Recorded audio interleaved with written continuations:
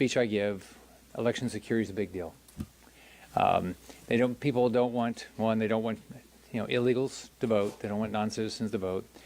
They want to make sure there's no cheating because they don't want their vote diluted. It's actually really simple. We know that Alabama, Virginia, and Texas have kicked 16,000 people off the voter rolls. We know that Texas said they were non-citizens. We know that Texas said that 2,000 of them had voted in prior elections. So we know this happens. And put it all in perspective, the elections are won by a few votes. My election 18, ultimately I won by 10,000 votes. So I think anybody that's ever been through a close election is really concerned that this, we cannot let any of our votes be diluted.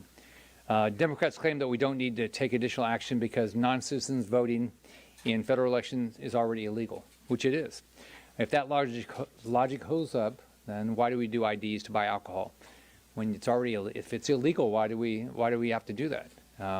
Why do police set up DUI checkpoints or watch for speeders if drunk driving and speeding are illegal? It's illegal. So we do it because checks and balances work. Here's an even better question. Why do we have Border Patrol if crossing the border without documentation is already illegal? Because we know checks and balances work. We do these things because having laws without enforcement, as we all know, does not work. We've seen at the border as Biden and Harris, more than 10 million people have crossed our border illegally. Now they seem to be perfectly fine with letting them vote in elections. That's wrong. No non-citizen should vote, and elections have consequences, and nobody wants their vote diluted. There are clearly loopholes that must be addressed. Current law doesn't require you to submit proof of citizenship when registering to vote. Just all you have to do is, if you've seen the form, you just check a box. So non-citizens are on voter rolls. Current law requires states to verify identity and residency of a voter with their license. But every state issues a driver's license to non-citizens, and 19 states issue driver's license to illegal citizens, including Minnesota, where Governor Tim Walz signed the law allowing illegals to get driver's license. I actually can't believe that. How does that make any sense? So license alone is not enough. 22 states have same-day registration. A non-citizen could show up, register without proving citizenship, vote, and have it counted in our elections. That's wrong. So ask yourself, why is Chuck Schumer so afraid of the SAVE Act? Why does he not put this up for a vote? The House has already passed this. Doesn't have to be attached to the CR. Why doesn't he put it up? The answer is simple. Harris, Schumer, Democrats, they intentionally open the border and allow people to come here illegally so they get to vote in our elections. They think that's going to help them win. They can't win on their policies because if you do any poll, you look at the Democrats' policies, Democrats would lose. I've been in tight elections. Basically, all my elections are tight. I hope this year it's not so tight. And every vote matters. We have to make sure we ensure that there's actually zero fraud. We've had races in Florida that have been won by less than 20 votes while I was governor. So every vote matters, and non-citizens should never vote. So it's very important that we get this passed. Whether we get this passed as part of the CR or we get this passed separately, we ought to get it done. Now the sponsor of the bill, Senator Mike Lee. Thanks so much, Rick. Look, no corporation would hold a shareholder vote in which non-shareholders were allowed to vote. When you board a plane, when you get a marriage license, a hunting or a fishing license, you pick up a prescription, you go to the doctor, you do all sorts of things that Americans do every day. You're required to show a form of ID. It does a couple of things. It allows you to prove who you are, because proving who you are, identifying who you are, may determine whether or not you're available to do, you're eligible to do that thing. Whether or not you're the person whose name is on that prescription. Whether or not you're the same person whose name is on the airplane ticket. You have to prove that. It would be insane for us not to have any similar requirement attached to one of our most fundamental activities in our Republican democracy, which is the right to vote. You look at almost every country worldwide, they require some sort of identification in order to do that. Now, what we're talking about here is the identification required in order to cast a vote in a federal election, we as a federal lawmaking body typically don't have authority over state and local elections, but we do have some authority over federal elections. An existing federal law prohibits non-citizen voting. A lot of people, as Rick Scott mentioned, think that's the end of the inquiry. That's no more the end of the inquiry than it would be to say, well, it's already illegal to kill somebody with a gun, therefore we don't need any laws whatsoever regarding, I don't know, your ability to prove your age and identity and your status as a non-felon before buying a gun. That's absurd. Current federal law is made almost impossible to enforce on this front. In other words, when we look at that law, the existing federal law that says you may not, as a non-citizen, vote in a federal election, it's been made very, very difficult by a couple of factors. Number one, a passage in 1993 of the National Voter Registration Act, which allows people in all states, in fact requires states, when you go in to apply for a driver's license, to be offered up a form. Would you like to register to vote? And once that happens, you fill that out. And by checking a box and signing your name, you can, in one fell swoop, apply for a driver's license and register to vote in federal elections. In all 50 states, plus the District of Columbia, you can get a driver's license, even if you are a non-citizen. In 19 states, you are able to get a driver's license, even if you are an illegal alien. So in all those circumstances, when you apply for the driver's license, by checking a box and signing your name, you can register to vote. This is exactly why some of these states that have looked at it, like Texas, have found 6,500 non-citizens just through their initial review of some of their voter registration files. I don't even know if they went through all of them. 6,500 non-citizens who were registered to vote, known non-citizens.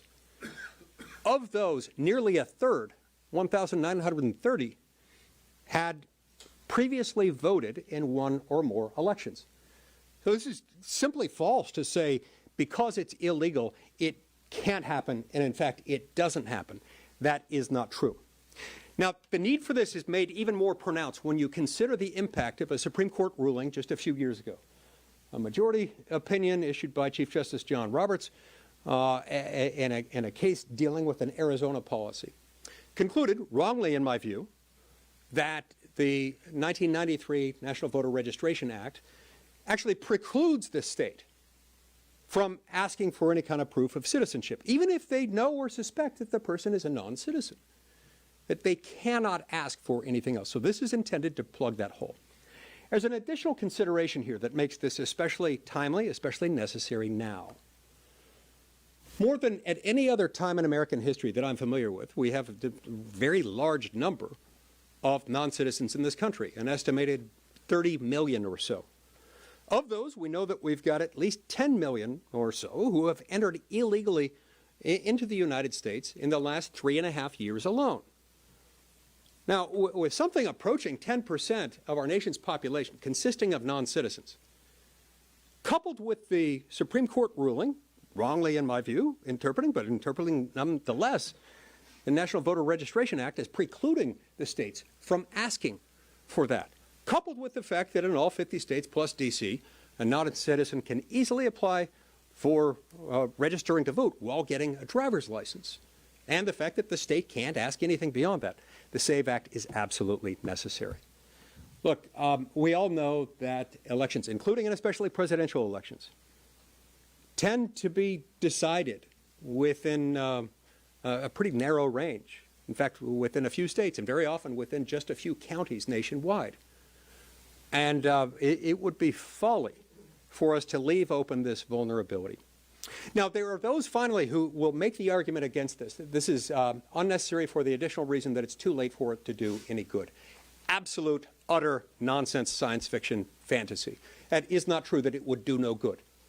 Let me explain briefly why. In 22 states, so nearly half of all voting jurisdictions in America, you are allowed to register to vote up to and including Election Day, same-day voter registration.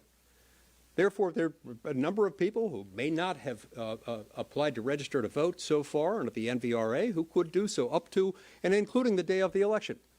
In addition to those 22 states, many other states allow voter registration to continue up until some moment prior to Election Day. And finally, this bill has within it a criminal penalty that would attach to anyone who knowingly registers a non-citizen to vote in a federal election. The combined deterrent effects of these makes this bill not only helpful, but eminently necessary. And the reason we need to attach this to the spending bill has everything to do with the fact that this is the last train leaving the station between now and Election Day. If Americans are going to remain in control of their own government, for heaven's sakes, we should let only Americans vote in our elections. Thank you.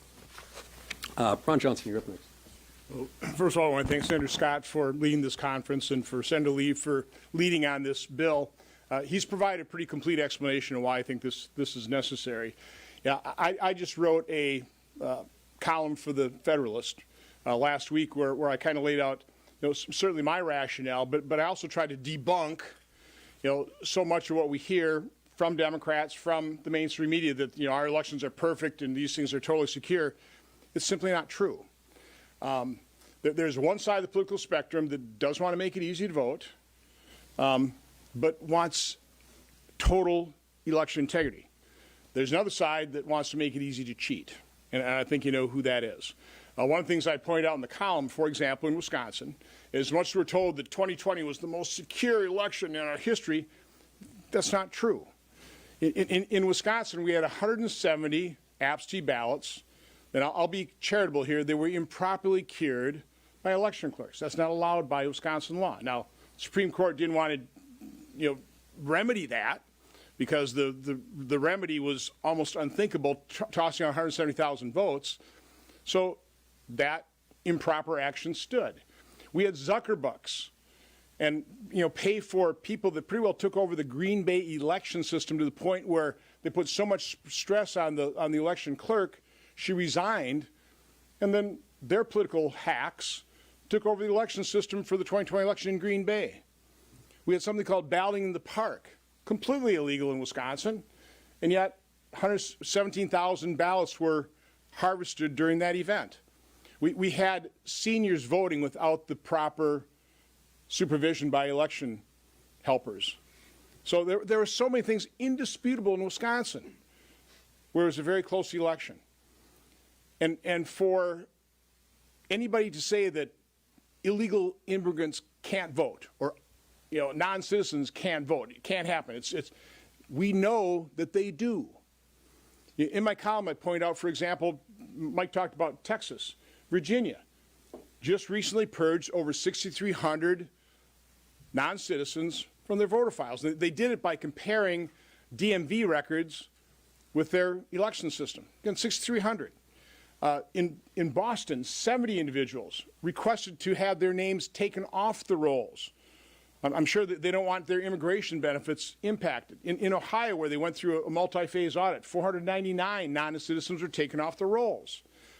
Now, this is just the tip of the iceberg. When you have the Biden administration with an executive order telling their federal agencies, possibly unlawfully, to register voters, anybody think that the Biden administration is going to register voters in a nonpartisan way? And I'll just end on this note. I mean, I can think of no other reason that a president of the United States, a vice president who's the border czar, Democrats in Congress would support and promote and facilitate an open border that is a clear and present danger to this country. The rapes, the murders, now that the Venezuelan gangs taking over apartment cities, laying the seed for taking over communities like the cartels do in Mexico. This is unbelievably dangerous. Why would you, as a responsible elected official, do that? I can think of no other reason than to bring in a bunch of people very grateful to you and encourage them and facilitate their ability to vote unlawfully. That's the reality of the situation. It's an awful reality, which is why, in the end, we should do everything we can to pass the SAVE Act to at least mitigate that harm. And I guess next, Senator Marshall. Yeah. All right. Well, thanks, Senator Johnson, and good afternoon, everybody. Is there anything more vital to the survival and success of our democracy, to our republic, than election integrity? I would argue there isn't. Doesn't it make more sense that the people voting for the representatives or their president, that they should be citizens of the country? And of course, oh, by the way, that is the law of the land. But let's put some teeth to it to make sure that truly happens. Today across America, you can't get through a day without your ID. You can't hop on an airplane. You can't get a hotel room. You can't open a bank account without a valid ID. Doesn't the election process, if you could put a value on getting a hotel room or opening a bank account versus the value of being able to vote in this country, isn't that vote, the integrity of the election, have more value than any of those other processes? But astonishingly, our friends across the aisle are prepared to shut down the government to prevent proper identification to vote or for proof of citizenship to register to vote. Now, American citizens all had the same question. What are the Democrats afraid of? Indeed, the Democrats, are jeopardizing the integrity of our elections. They are the threat to democracy. And again, we ask why? Why do they want this bar to be so low to vote or register? It's because they've spent years courting millions of illegal immigrants that they've ushered across the borders in hopes of swinging a few tight elections in key states. There are those who say that this isn't necessary, but states like Texas and Virginia have found thousands of ineligible voters, including a significant number of non-citizens on their current voter rolls, proving this is a real threat to our democracy. Our elections, especially in battleground states, can hinge on a few thousand votes. Protecting the integrity of our system by requiring proof of citizenship isn't controversial. It's actually common sense. Just as we have laws to prevent speeding, we need laws to prevent illegal voting. Passing the SAVE Act is the right thing to do to protect this democracy. And Coach Tuberville's up. Thank you. This is, I'm new here. I'm amazed. Our job is to protect the Constitution and give the citizens of this country a fair election and spend their money properly. I'm appalled of what we do up here. Absolutely appalled. It's, you can go down to the library, and in this city you can't find a Webster dictionary that defines common sense. It's not here. Not here. Anywhere you can find it. And American people should be sick at their stomach to what's going on. You just heard my colleagues talk about this, and I want to thank Senator Lee for authoring this bill, along with Congressman Chip Roy over in the House, carrying the water for it over there. This is a no-brainer, absolutely no-brainer. We all know and have understood the last 3.5 years why the Democrats have had open borders. Cost us tens of millions of dollars monthly when we couldn't come up with $5 billion for a border wall when President Trump was in office. Too much money. It's all a scam, like this whole place up there. It's a scam. The Democrats have taken advantage of every opportunity they could get. It's really scary, to be honest with you. Now, I went to 10 or 15 states in August, helping other senators get elected and raising money. And they'd come up to me and go, Coach, they wouldn't ask about the economy or the border or foreign wars or crime on the streets. It was almost unanimous. Are we going to have fair elections? And I could not look them in the face and say, yes, we are. Because if we continue down this path, it's going to be the same old thing. And the American people deserve better than this. People that pay our bills and our salaries up here deserve better than this. The Democrats know better than this, but they want power so bad that they're going to try to tear down our election system. And I'm going to tell you this. My first day was January the 6th in 2021. And what's going to happen if we do not show the American people that the elections are going to be fair and they're going to be satisfied with the outcome, no matter whether Republicans win or Democrats win, you are going to have hell to pay in this country. It's coming. And I'm not so sure that's not what the Democrats want. It's an embarrassing situation for me as a taxpaying American citizen For the last 35, 40 years, it's embarrassing to know that we have less control over our election system than we have on anything else. And that's all American taxpayers and the citizens want in this country. They want to know that their vote counts and that whatever happens in November, that they feel good about it, whatever happens. But you know what? That's not going to be what's going to happen. You're going to have problems, and it's because the Democrats will not bring this bill to the floor, pass it, and tell the American people, we're with you, we're going to have fair elections no matter what happens, and we're going to be able to put our head on the pillow at night and know that nothing's going to happen the next day or the next week, and we're going to go and make this country better. Democrats ought to be ashamed. Chuck Schumer ought to be ashamed. The Senate needs to get a backbone, bring this to the floor, and let's pass it, and let's get a budget, and let's get a bill passed to make elections fair. We can answer any questions anybody has. Yes.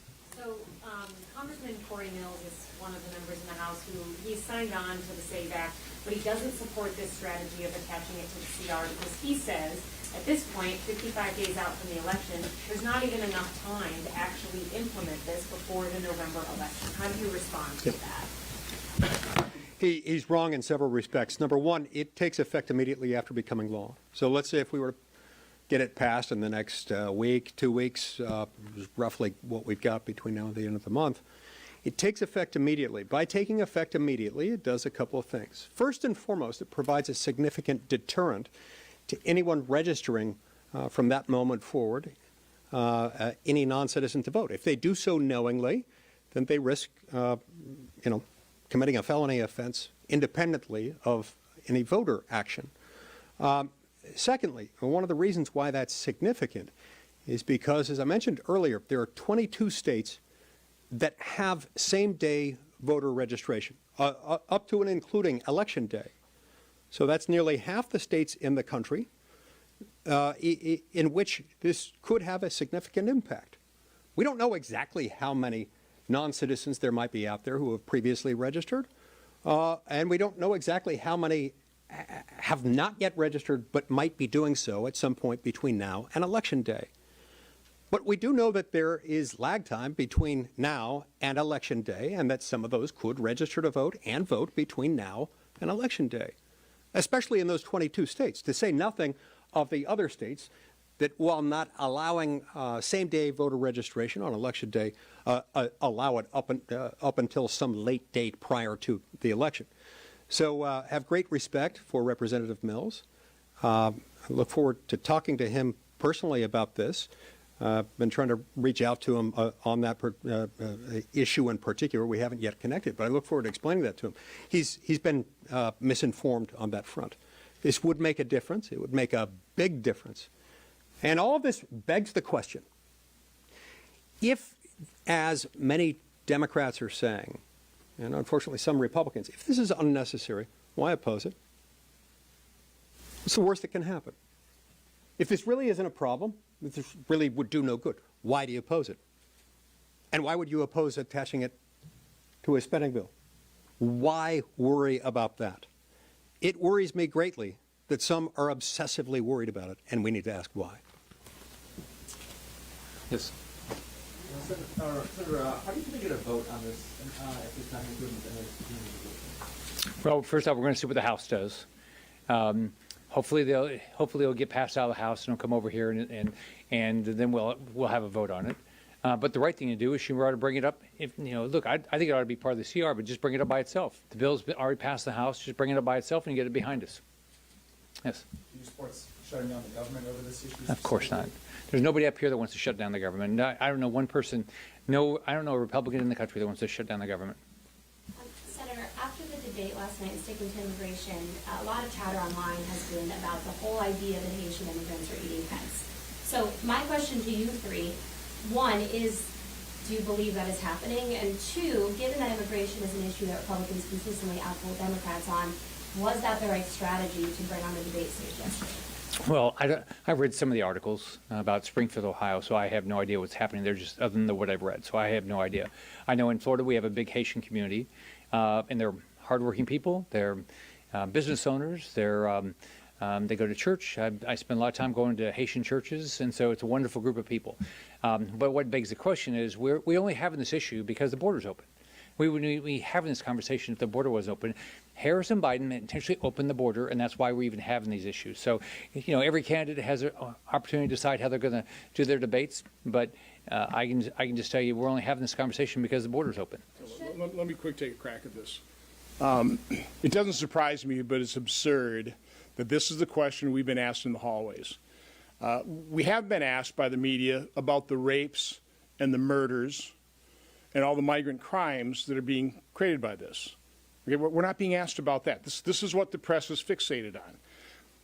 The fact of the matter is we have an enormous problem in this nation because of the Democrats' open border process. Again, it's a clear and present danger, as I described previously. What Senator Lee is trying to accomplish with this bill that he introduced in the Senate is what should be completely bipartisan, nonpartisan.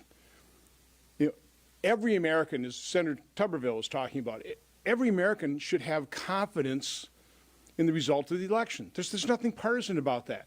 The fact that in 2016, half America didn't acknowledge that as a legitimate result. Fast forward to 2020, the other half of America is not accepting that as a result. Now, the election deniers from 2016, not a problem. Deny it all you want. 2020, it's the end of the republic. Okay? It's an unsustainable state of affairs. So all we're trying to do is what I think the vast majority of Americans want. I mean, 80% support voter ID because they only want people eligible to vote. So again, it's absurd to be focusing on one issue as it comes to migrant issues as opposed to ignoring, again, the rapes, the murders, the Venezuelan gangs taking over apartment complexes, all of a sudden lawless sections in different parts of our states. This is a huge concern. We're only seeing the tip of the iceberg of this, and we're going to be living with the negative consequences of Biden and Harris's open border for decades.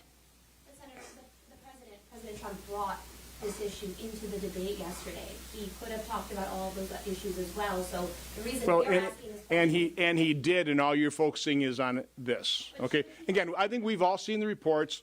I can't verify all of them. We've seen the reports, but the main point are the rapes, the murders, the clear and present danger that the Biden-Harris open border policy is creating for this country. But I can just tell you, I've done every county in my state, and I can't think of many speeches I've given when where they didn't ask me about election security. I mean, people are really mad. People are scared to death about. And think about, when I grew up, no one worried about whether it was going to be a free and fair election, whether it was or not. We didn't think that way.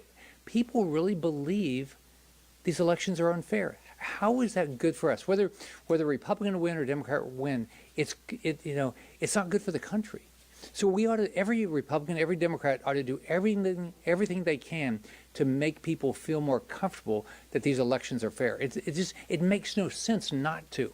Like I went through a recount, 2 or 3 recounts, I think it was, in 2018. The Democrats tried to steal the election. I won. I won by 57,000 votes. Right? They tried to steal the election, create ballots after election night. They did everything. It was completely illegal what they did. And I can just tell you how many people they said, just like my daughter, she said, "Look, I want you to win, but it makes me mad when they're going to steal an election." That's going on all across the country right now. We need to wake up and understand that people are scared that this country is going away, not because of how the public votes, but because of how non-citizens vote. Yes. President Trump wrote on Truth Social yesterday to close it down if Republicans don't have election assurances, election security assurances. What's your response saying no Republican wants to shut down the government under this to President Trump saying close it down? Well, I think what he's saying is, well, you can ask him what he's saying. I don't know anybody that wants to shut down government. Now, I think what we'd all like to do is have a responsible government. I mean, balance it. I mean, do that logical stuff. I balanced the budget when I was governor. I mean, we don't go waste money. I think the numbers are, we are spending 40% more than we take in now. That is not sustainable. You can't keep doing that. I mean, we have to understand this cannot last what we're doing. We have think about this, we have 100 million people, working age, not working in this country. Tell me how that's sustainable. Did any of your parents, or if you have kids, are you telling your kids you don't want them to work? That's what your government is doing. So people aren't working. We're spending more money than we take in. People are worried about our elections. This is a problem. We got to start solving these problems. Thanks, everybody.